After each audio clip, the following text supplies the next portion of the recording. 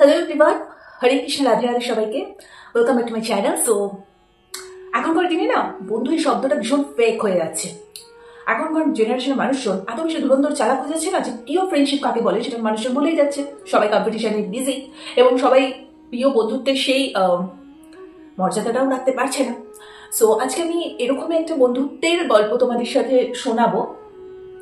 সেটা হচ্ছে ভগবান শ্রীকৃষ্ণদেব এবং সুদামার বন্ধুত্বের কাহিনী তোমাদেরকে একটুখানি করে শোনাবো, যেটুকু আমার নলেজ আছে আর যেটুকু আমি রিসার্চ করে বা আমার ভালো লাগে এই বিষয়গুলো নিয়ে একটু নাড়াঘাটা করতে। সো আজকে ভিডিওটাকে স্টার্ট করা যাক। আর ভীষণ পছন্দের এই টপিক আমার, এটা শ্রীকৃষ্ণদেব। তো তোমাদের যদি কোনো রকম কোনো রিকোয়েস্ট থাকে প্লিজ আমাকে কমেন্ট করতে পারো। যত তোমাদেরকে আমি এই বিষয় নিয়ে কথা বলবো, তোমাদের সাথে ভিডিও দেবো, আমার প্রচুর নলেজ বাড়বে। সো আজকের ভিডিওটাকে স্টার্ট করা যাক শ্রীকৃষ্ণদেব এবং সুদামার বন্ধুত্ব নিয়ে। চলো আজকে ভিডিওটাকে স্টার্ট। ভগবত পুরাণে শ্রীকৃষ্ণদেব এবং সুদামার বন্ধুত্বের ওপর খুব সুন্দর বর্ণনা করা আছে। একসময় শ্রীকৃষ্ণদেব এবং সুদামা শান্তিবনী আশ্রমে সহপাঠী ছিলেন। সুদামার সাথে শ্রীকৃষ্ণদেবের সেখানে খুব ভালো একটা পরম বন্ধুত্ব হয়ে গড়ে উঠেছিল। কিন্তু ভাগ্যবশত শ্রীকৃষ্ণদেব এক সময় দ্বারকার রাজা হয়ে গেলেন এবং সুদামা হয়ে গেল ভিখারি। সুদামা ব্রাহ্মণ হওয়ায় ভিক্ষা করে করে নিজের পরিবারকে চালাতেন। একদিন সুদামা ভিক্ষা করে কিছুই পেলেন না, খালি হাতে ভীষণ দুঃখ ভরা মন নিয়ে বাড়িতে ফিরে আসলেন। তখন সুদামার স্ত্রীও কিন্তু খুবই অশান্তি শুরু করলেন। উনি বললেন যে শ্রীকৃষ্ণদেব নাকি তোমার বন্ধু, তুমি নাকি এত পরম বন্ধু করো, তা উনি যদি সত্যি তোমার পরম বন্ধু হয়ে থাকে তাহলে এই বিপদের দিনে উনি তোমাকে কোনো রকম ভাবে সাহায্য করছেন না কেন? এটা কিরকম টাইপের বন্ধু? এই কেমন বন্ধু? এটা কিরকম বন্ধুত্ব? তো যাই হোক, সেই সব শুনে সুদামা প্রচন্ড রাগ করলেন এবং বললেন যে শ্রীকৃষ্ণদেবের বিষয়ে কোনো রকম কোনো বাজে কথা বলা চলবে না এবং প্রতিদিনই শ্রীকৃষ্ণদেবকে উনি পুজো দিতেন। ঠিক আছে, তো মানে ওই দিন তো কিছুই ছিল না যেটা দিয়ে উনি পুজো দিতে পারবেন, কিন্তু একটা দানা চাল ছিল। তো সেই চালটা দিয়েই সুদামা সেদিন শ্রীকৃষ্ণদেবকে পুজো দিলেন। তো সেই চালটা ভোগ হিসেবে যখন শ্রীকৃষ্ণদেব পেলেন, মানে শ্রীকৃষ্ণদেব তো অন্তর্যামী, উনি সবই দেখতে পাচ্ছেন। ওনার স্ত্রী রুক্মিণীও সেই দ্বারকার রাজপ্রাসাদে বসে সবটাই দেখতে পাচ্ছেন এবং রুক্মিণীরও প্রচন্ড খারাপ লাগছে এবং উনি সবসময় খালি শ্রীকৃষ্ণদেবকে বলছেন যে তুমি তোমার বন্ধুকে কিন্তু সাহায্য করো। ঠিক আছে, উনি যথেষ্ট কষ্টে রয়েছেন এবং যখন ওই একটা দানা চাল ভোগটা যখন শ্রীকৃষ্ণদেব পেলেন উনি তো খুব খুশি হয়ে গেলেন। তখন রুক্মিণী দেবী, মানে শ্রীকৃষ্ণের যে স্ত্রী ছিলেন রুক্মিণী দেবী, আরেকটাই রূপ হচ্ছে লক্ষ্মী দেবী। তো উনি লক্ষ্মী দেবী হিসেবে সুদামার স্ত্রীকে দেখা দিলেন। সুদামার স্ত্রীকে উনি, ঠিক আছে, সেই সময় কিন্তু ঘরে সুদামা ছিল না।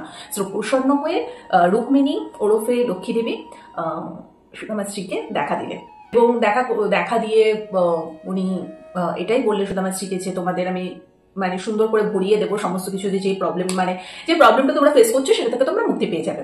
সো এটাই ছিল ওনার প্রপোজাল। বাট সুদামার স্ত্রী উনি বললেন যে আমি আপনার এই উপহারটা নিতে পারবো না। উনি বললেন আমি চাই স্বয়ং শ্রীকৃষ্ণদেব সুদামাকে সহায়তা করুন। তখন লক্ষ্মী দেবী কিন্তু মানে সেই কথাটা শুনেও খুব প্রসন্ন হয়েছিলেন, উনি কিন্তু একদমই রেগে যাননি।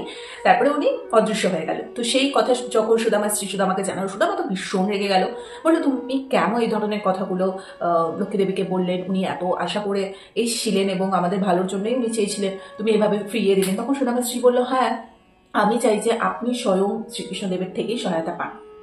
তো সবকিছু শুনে তো সুদামা তার বইয়ের ওপর একটু রাগ করেই ছিল। স্বয়ং শ্রীকৃষ্ণদেব এবং রুক্মিণী দেবীর কাছে ক্ষমা চাওয়ার জন্যই এক প্রকার সুদামা বেরিয়ে পড়লেন বাড়ি ছেড়ে। আর নিয়ে যাওয়ার মতো তো সেরকম কিছু ছিল না, তাই এক পুটলি একটু চাল নিয়ে সে দ্বারকার উদ্দেশ্যে রওনা দিলেন। এরপর খুবই কষ্ট করে ক্রুশের পর ক্রুশ, মাইলের পর মাইল অতিক্রম করে কিন্তু একদা দ্বারকায় গিয়ে পৌঁছালেন। সুদামাকে স্বাগত জানাতে শ্রীকৃষ্ণদেব এতটাই আনন্দিত হয়ে তিনি রাজপ্রাসাদের একদম মুখ্য দ্বারে খালি পায়ে দৌড়ে চলে গেলেন এবং তারা দুজনকে জড়িয়ে ধরলেন। এরপরে রথে বসিয়ে শ্রীকৃষ্ণদেব সুদামাকে নিজের মহলের ভেতরে নিয়ে গেলেন, নিজে সিংহাসনে বসালেন এবং নিজের হাতে সুদামার পা ধুইয়ে দিলেন।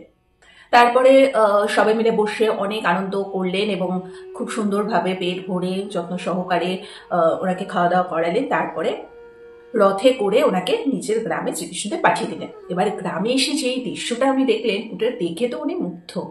সুদামা গিয়ে দেখলেন যে তার কুড়ে ঘর মহলে পরিণত হয়েছে, পুরো গ্রামটা স্বর্গের মতো সুন্দর হয়ে উঠেছে। এটাই ছিল হচ্ছে শ্রীকৃষ্ণদেব এবং সুদামার খুব মিষ্টি একটা বন্ধুত্বের স্টোরি। সো আজকালকার যুগে তো এত সুন্দর পিওর বন্ধুত্ব হয়তো দেখাই যায় না। তো যাই হোক, আজকে টপিকটা ভালো লেগে থাকলে লাইক, কমেন্ট, শেয়ার, সাবস্ক্রাইব করে দিও। আরো যদি অন্য কোনো বিষয়ে তোমাদের ইন্টারেস্ট থাকে ডেফিনেটলি আমাকে কমেন্ট করতে পারো। তো চলো আজকের মতো এখানে টাটা।